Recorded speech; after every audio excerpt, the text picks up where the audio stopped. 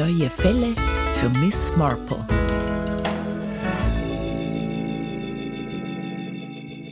Also, meine liebste Tante Jane. Die Stimme von Raymond West drang durch die Leitung, diesmal gar mit einem Quäntchen mehr von seinem gewohnt einnehmenden Charme. Was denkst du? Wie wäre es mit einem richtig altmodischen St. Mary Mead Weihnachten? Miss Marple unterdrückte einen wehmütigen kleinen Seufzer. Worüber sie nachdachte, war, dass kein Weihnachten heutzutage den Weihnachtsfesten ihrer Kindheit je das Wasser reichen könnte. Und ganz gewiss kein Weihnachtsabend, an dem sie mit Raymond und seiner Frau dicht gedrängt in ihrem kleinen Cottage hockte.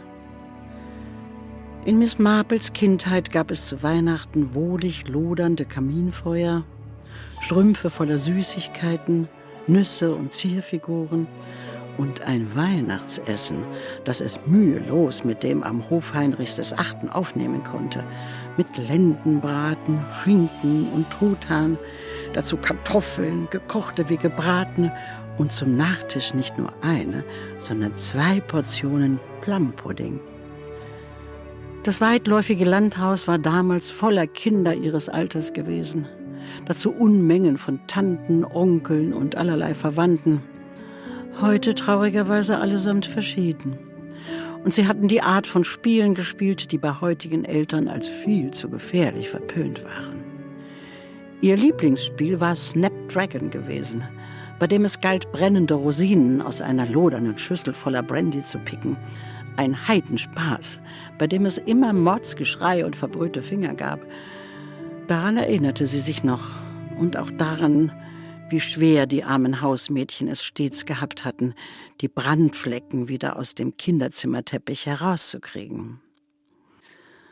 Ein Weihnachtsfest mit Raymond und Joan wäre zweifellos sehr nett. Und womöglich würden sie viel Musik im Radio hören, mit den Bantrys Bridge spielen und jede Menge Cocktails trinken. Ein echt altmodisches Weihnachten würde es aber ganz gewiss nicht werden. Natürlich können wir auch in einem Hotel feiern, wenn es dir zu viele Umstände bereitet, fügte Raymond hinzu. Ich habe gehört, das Savoy biete ein recht anständiges Weihnachtsessen an.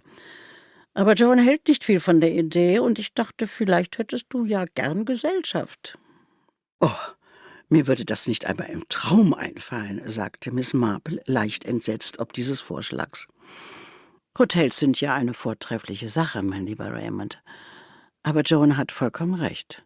Nicht an Weihnachten. Und denk nur an die Unkosten.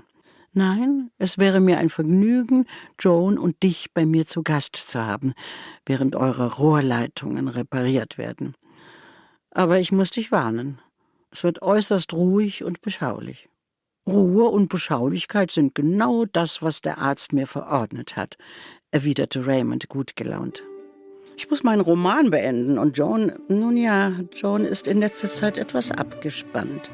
Ein kräftiger Schluck vom guten Teichwasser in St. Mary Mead ist für sie genau das Richtige.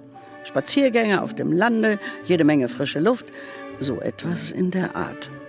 Wenn du dir wirklich sicher bist, dann sehen wir uns am 22. Ich freue mich darauf, sagte Miss Marple. Und das war die volle Wahrheit.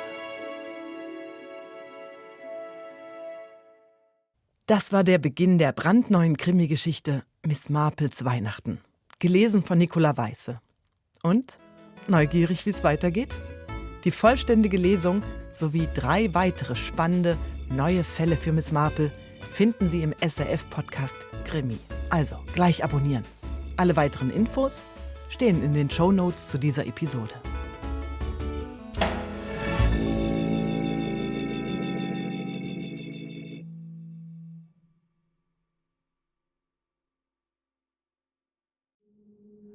Das war ein Podcast von SRF, produziert im Auftrag der SRG.